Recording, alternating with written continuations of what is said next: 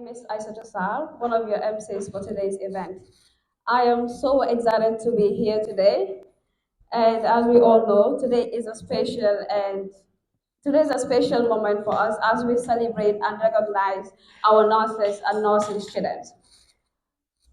I am so honored to welcome you all here, and I would like to recognize the presence of the QTV staff in the persons of Mr. Momodu Gajaga and Mr. Sheikh Tijan Sise. And we as well have Fine TV here. We have Mr. Kekuta Cham. Thank you so much for honoring our invitation. And I'd also like to recognize the presence of our distinguished guest, our guest poet here. And we also have other students from other nursing schools. And I would as well recognize the presence of our able seniors that came to grace this occasion today. And of course, the entire student body of NSA. Today is NSA's Day, and like I said, I am so excited to welcome you all to NSA's Day as we celebrate and recognize our nurses, showing that yes, they are valuable. They are not just nurses. So, once again, welcome everyone to today's event. And I would as well like to inform you that this is organized by the Ninth Executive Council under the leadership of His Excellency, Mr. Ibrahim Baji. I will now hand over the mic to my co-host. Thank you. Well, good morning, everyone. Like Aisha rightly said, we recognize the presence of QTV and also Fine TV, and we also recognize the presence of our general student body, extending our sincerest greetings to the seniors that are here today. I'm extending my regards to Mr. Anku, who is one of our speakers for today, and also the guest poets that we have. One of them is already available by the name Yellow Pen, and we have others that are as well to come. So I'd just like to take you through the rundown of today's agenda. So today's program, the itinerary is we're going to have an opening remark, which is to be given by our able Vice President, who is Mr. Francis. From there, we're going to have the health seminar, which is going to focus on two speakers. One of them is Mr. Jibril Hai, and also we're going to have Mr. Jibril Anzar, who is the president of Iowa Northern Student Association. Then from there, we are going to have an interlude, which I think a lot of you are expecting, where we are going to have a man called Grammy Korma, who is also called Abdul Korma. Then from there, we're going to have a debate competition, which most of you are really anticipating for. And then after we're going to have, and the debaters will not disclose it for now. They are being surprised for you all. So we also have one of our speakers who is going to take us through the rundown of how NSA has been for him. We all know it was a soft journey, so he has to elaborate and also tell us, in fact, how to have a GPA in practice, something like that. So we then later have an interlude, which is going to be Fatima Kebe, who is the voice, and we are also going to have a prayer break because we should observe prayers. Then from there, we're going to have other speakers. Now we're going to have Dr. Babakar Cham, who is currently the president of the Northeast Association and also a lecturer at SRM. We will later have Mrs. Yes, Mrs. Sri Sane Mane. She will also come. That is the in charge of ICU. And then we will have an interlude as well, our own ICT, NSS Finance Poetry. So we will later have the guest speaker for today, who is Dr. Hari Pokarpa, which I think we all know. And then after that, we are going to have awards, as you all, most of you voted for your favorite lecturers and your favorite notes as well. So we will then have closing remarks by our able president, who is in absentia. And I want to tell you that he is in absentia based on executive duties, because today the SU, the Students' Union, invited all sub-associations, their president and their secretary general, to go and talk about the difficulties that their students face and how best to bring in solutions. So I think that it's very important for him to go, and then he will also join us here to give you closing remarks. So basically, that was the rundown of today's agenda. Please give a round of applause for Mr. Jibril Amzad. Um, Good morning to you all. Like she mentioned, I'm Jibril Amzad, the first Iowa Nursing Student President.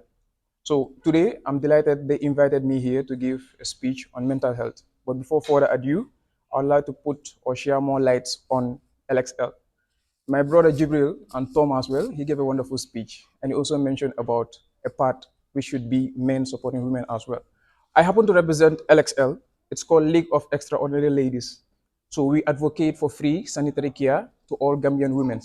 This year, we've given we've given 100 ladies free sanitary pads that they can use for a whole year. So 100 ladies this year have pads that they can use for a whole year, and then we are hoping to do more by May. Menstrual hygiene day, would love to recruit more ladies to apply, and then we give them free sanitary pads. So without further ado, there is no discussion, no speech without a brain cracker. At least we need to smile and laugh a little bit before we can give some. We need some goosebumps. Let me just put it that way. Okay, let me explain a story. This is a guy that carries load around. So this man had a jar of milk that he wanted to transport. And then he contacted this guy that carries load from one destination to another. Okay, then this guy took the job and then he carried this load. So on the way, he was thinking, okay, since I have nothing, I am poor. But with this load that I'm carrying today, I'm going to earn something. So this money that I will earn, I'm going to use this money. Let me start by buying a chicken. Yes. By buying a chicken, it's going to lay more chickens. At the end, I get to sell chickens and I get to sell eggs. Okay. I sold chickens and I sold eggs. Now I'm getting richer. Yes? I'm getting richer. So then from chicken and eggs, oh, why not I should upgrade? Okay, I'm going to what? To sheep. I buy a sheep, a male one, and then a female and then a female one. They mate, they produce more sheeps. And then I get to have a what? A whole of a what? A whole of sheeps available. I sell them, I gain more money. So he kept fantasizing. He got to cows, he got to farms, he got to so many farmlands. On his way, his leg rather hit a stone, and then the jar of milk fell. Now, guess what? That was just imagination of his future. So the jar of milk fell. Now the owner starts shouting and ranting, "You pour my milk on the lights and this." And he said, "Hey, hold up! You lost a jar of milk. Do you know how many destructions I've lost? I've lost my sheep, my hen, my chicken, my goat, my farmlands." So you see, so that basically the thinking, the fantasy that you have for the future, it has already affected his what? His mental health. The owner of the jar is complaining of a milk. Somebody that is poor, has nothing, is thinking of something bigger than what he's just carrying. We might see them outside struggling with wheelbarrows, push, whatsoever, any small means of earning income. But trust me, what is in their head for the future, we never know. A lot of them are thinking big. And the little destruction that they have, which we might think it is little and not even a destruction, is a whole world for them. We need to put that at the back of our mind. So today, let's discuss mental health. So, um, mental health is a broad topic encompassing our emotional, psychological, and also social well-being. It affects how we think, and it also influences how we handle stress, relate to others, and make choices in life. So we've all understood that mental health is always crucial to what? To our life, how we think. You understand? How we relate to people. Like imagine the guy with the jar. He has already think that he has already built a wall. You understand? And it also helps how we relate to people as well. So maintaining a good mental health is essential for overall what? Well-being and quality of what? Of life. So one of the crucial aspects that you want to talk about today is what? Is the destigmatization of what? Of mental health. We've seen that it is common.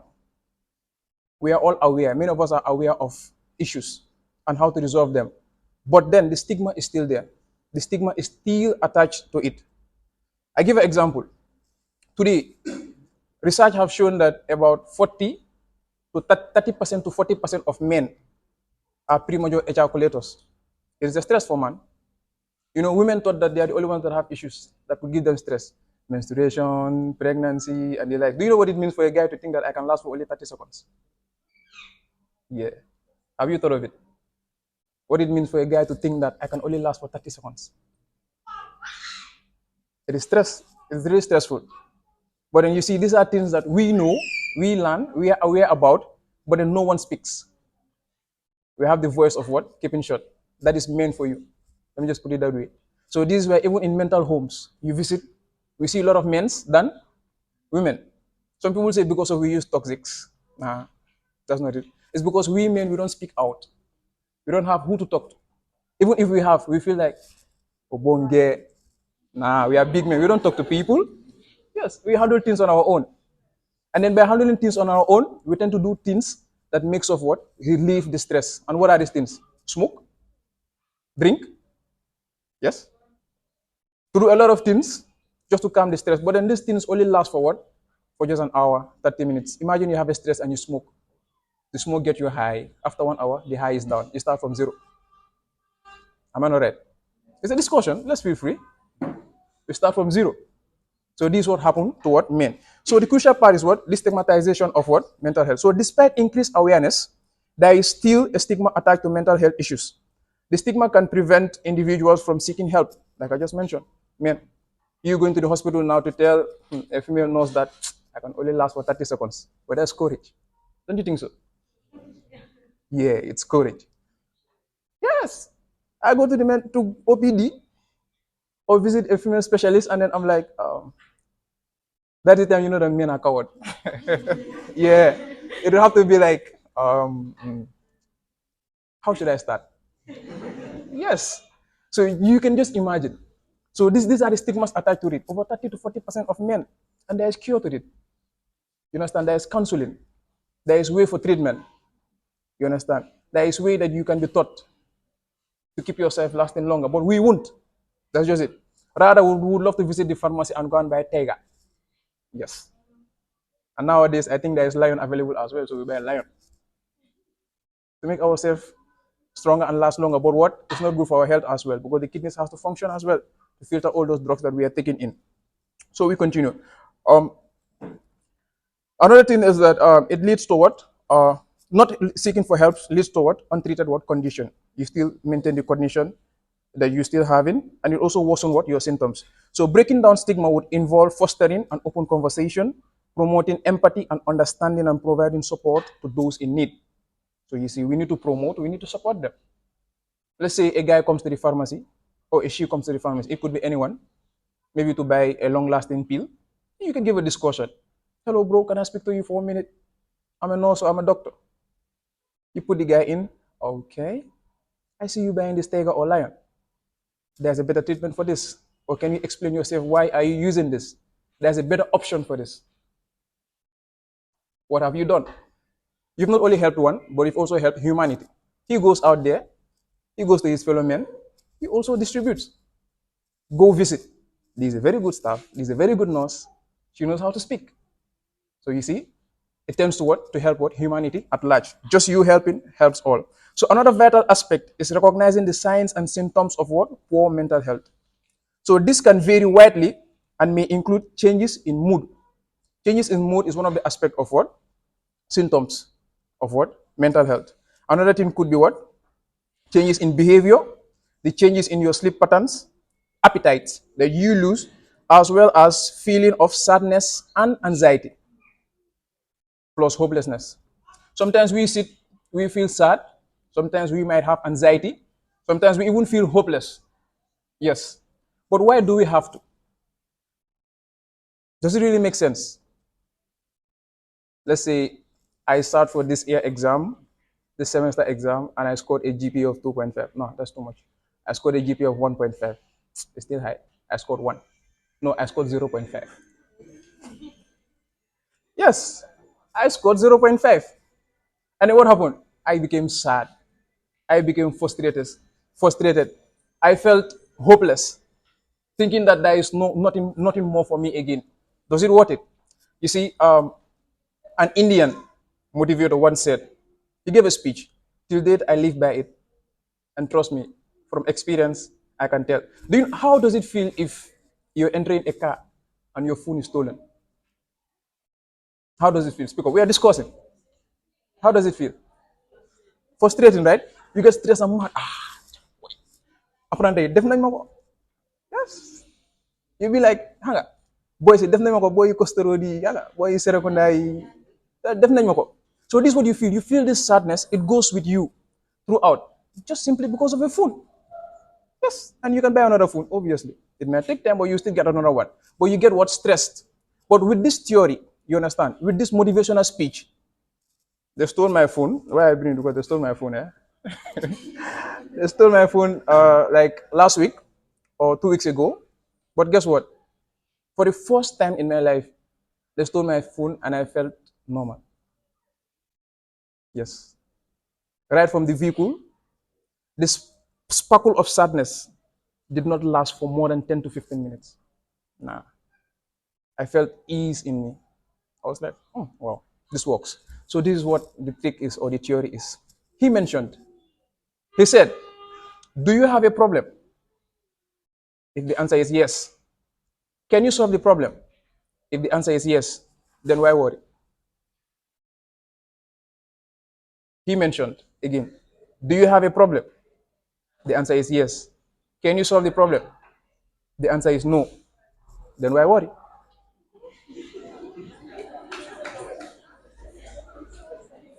He later on added again, do you have a problem? No, I don't have a problem. Then why worry? So it's simple. You have a problem. Can you solve it? Yes. Why do you have to stress yourself? No matter how much struggle it takes, how much whatsoever up and down it takes, you still solve it. Why worry? And then you have a problem, you cannot solve it. No matter how much tears, how much sadness, how much whatsoever that you do, you won't be able to solve it. Then why worry?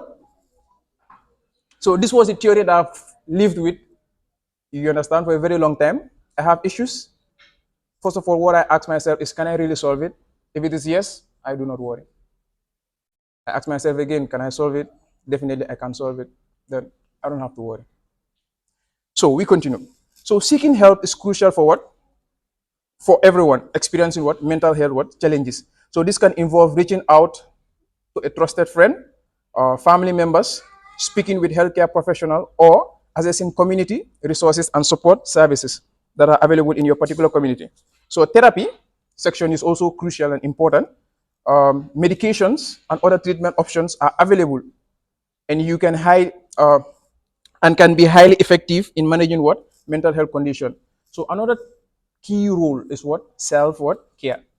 So self-care plays a what? A significant role in what? In good what? Mental health. So this includes what? Activities such as what? Exercise. It's good if you are stressed. Stress is part of life.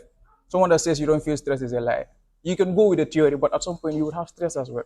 So you can hit it up with what? Exercises. Feel free to do exercises. There's this Sheikh that we call Sheikh Asmi Al Hakim. Yes. He used to do exercises. He does exercises when he's stressed. So he said what he does is that anytime he's stressed, he goes to the gym. You know, when you hit the gym, there are some doll or toys that are available there. He beat the heck out of this doll or toy. Yes. That is how he relieves stress. He goes to the gym, he beat mercilessly out of this doll or toy. So you need to look forward or for a coping mechanism that you can hit with to bring down the stress. So you need to be mindful as well. Mindful of the things that will lead to stress as well. Mindful of your life, mindful of people you move with, you understand, mindful of many things. So hobbies that you do that brings about the stress, addictions. That's where the hobby comes in. Smoking, drinking, and the likes, which are bad for your health. And then spending time with your loved ones. And most importantly as well, there's a key thing that I tell myself as well. We have a habit. We tend to do the things that we think are necessary and neglect the things that we think are not necessary. For me, I personally tell people, do the things that you think they are not necessary. You will feel so much joy in it. I give an example so that people can understand. I have attitude of when I get home, I don't go out. Nah, I'm inside. Everything I want to do inside. I want to play a game inside. Texting with my phone inside. Everything inside. But guess what? Just a single day or single minute that I step outside and have a chat with the gate man, it feels like the world. This is what we mean by do the things that you feel like they are not necessary for you. It tends what to calm your brain and reduce what stressors. So ultimately, discussing mental health openly and honestly is essential for what raising what awareness, reducing stigma, and promoting what wellness. So by fostering supportive and inclusive environment, we can create space where everyone feels comfortable seeking help, receiving the support they need to strive. So basically, that's the conclusion of my discussion on mental health, and thank you all. I am Dr. Jada Basisao, and I always introduce myself as a nurse. So, because here in the Gambia, when you say you are a doctor, being a female, most of the time they think that you are a medical doctor. So, whenever I introduce myself, after saying that I am a doctor, then I say that I am a nurse. Because we have to be proud of ourselves. Do you understand? I do not want to be considered or to be called. I always tell them that I am not a medical doctor. I am a nurse. So you always have to be proud of yourself wherever you find yourself. And do not, for example, feel proud that, oh, they are calling me a doctor. Maybe they think that I'm a medical doctor. No, I am a NURSE.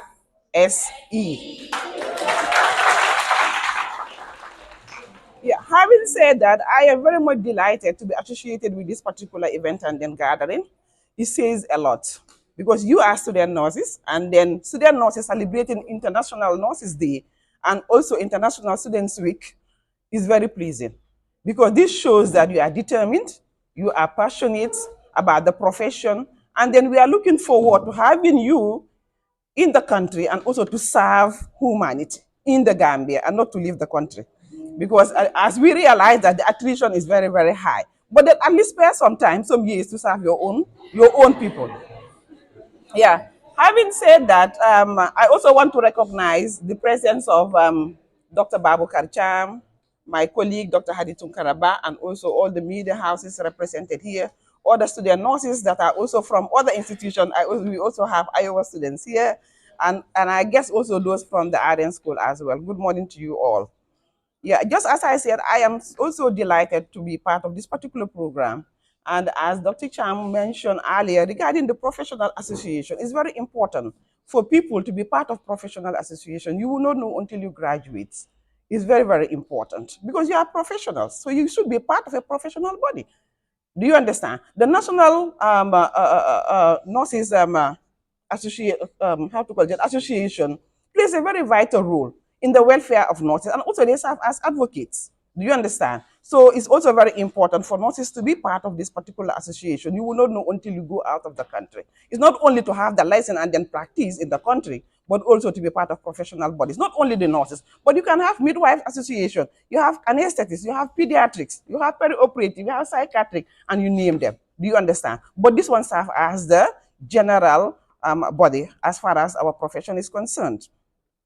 Having said that, I never knew we also have such potentials in the room, right? Debaters and the like. It's very pleasing to know all that. So I'm definitely proud of this particular association and then the student body. Having said that, we also want to look at few points that I also want to be announced as part of this particular occasion is that the Department of Nursing and Reproductive Health under the UTG would like to start a new programs. And then the first one is the direct midwifery entry sponsored by the World Bank.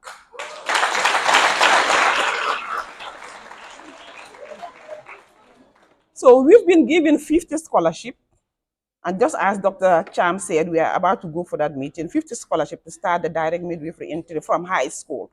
So which means that come next year, we will have two tracks. We have those that want to do the general nursing, those that also that want to do the direct midwifery program. And this will be sponsored by the World Bank all throughout the 4 years of the program. I think that's a big achievement. Secondly, also, we also want to introduce a new postgraduate certificate. You all know that we've been running specialty programs in the department, such as the postgraduate diploma in anesthesia, in midwifery, in pediatrics, and also in perioperative. But this year we are going for the certificate program, and still they will be sponsored. So we are targeting 50 students, and then we are targeting the newly graduates.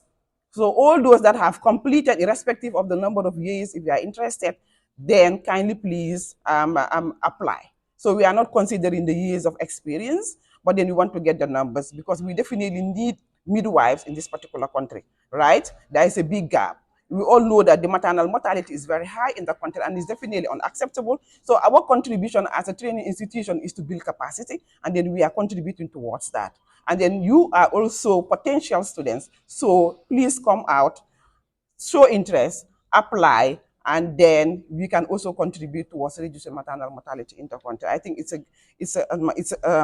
going to be a great achievement for the department. Having said that, we also have another program, right?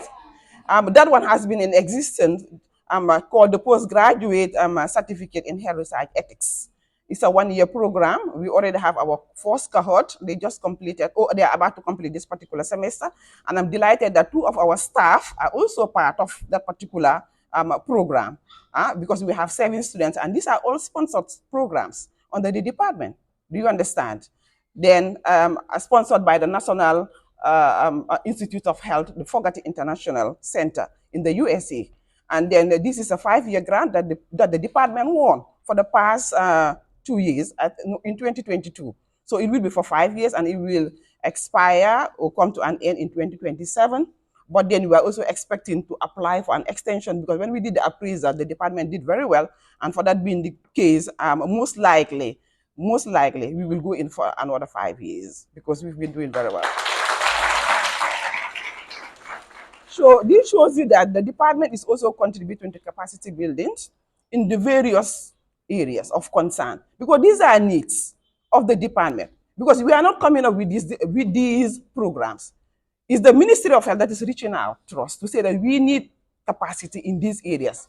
Kindly please provide. And then we will develop the curriculum, do the necessary advertisement, and then students will come. And then we contribute our own quota towards national development. Because we are in academia, we are in training. Do you understand? So we are also contributing our own quota when it comes to capacity building, right? Then we also got another grant. Guess from where?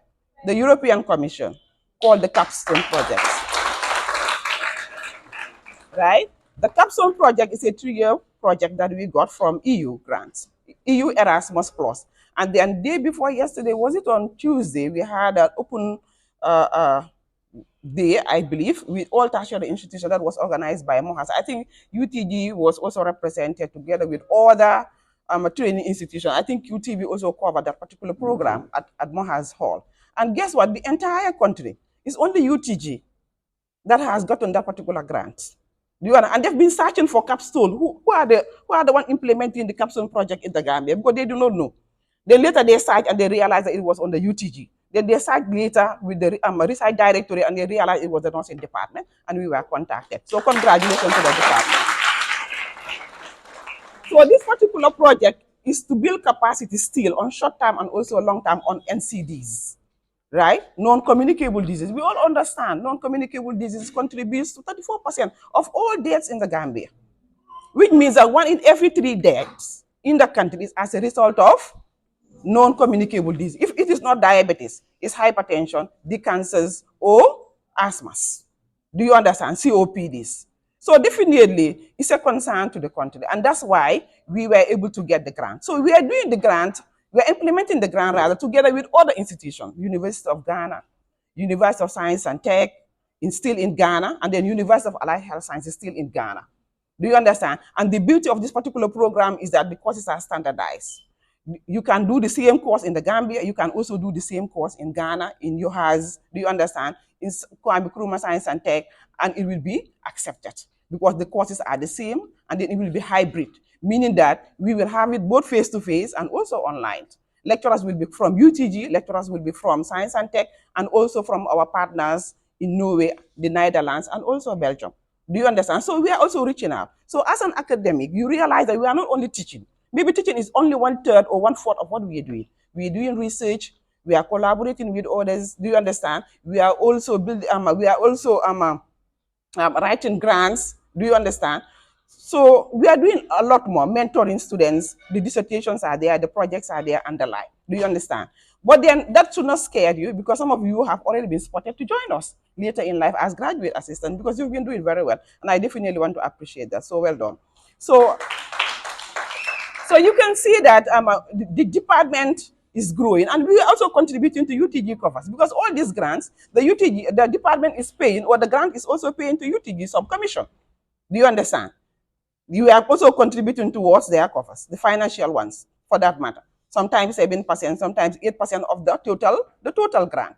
So definitely, this is what the UTG is looking for. They are not only looking for people to be teaching, but also you have to be engaged in research. That's why we are starting to inculcate that attitude, that habit in you, to start research, to appreciate research, to also consume evidence-based findings in your day-to-day activities. Do you understand? Because it goes a long way in alleviating our own problem that we have at hand. So I think, let me just stop here. I think you have a lot. And then the debaters are there waiting. So I thank you all for the invitation. Thank you.